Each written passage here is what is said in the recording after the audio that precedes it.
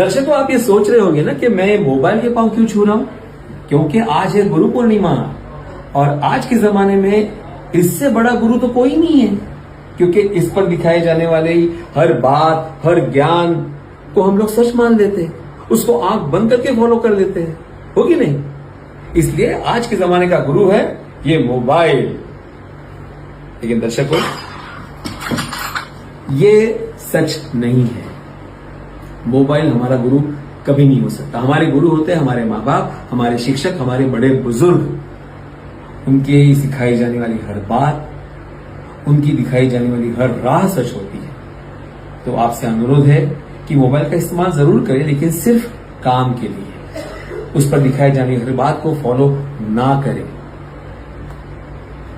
फिर से एक बार आप सबको गुरु पूर्णिमा की बहुत बहुत शुभकामनाएं। गुरु ब्रह्मा गुरु विष्णु गुरु देवो महेश्वरा, गुरु साक्षात परब्रह्म, तस्मै श्री गुरुवे नमः।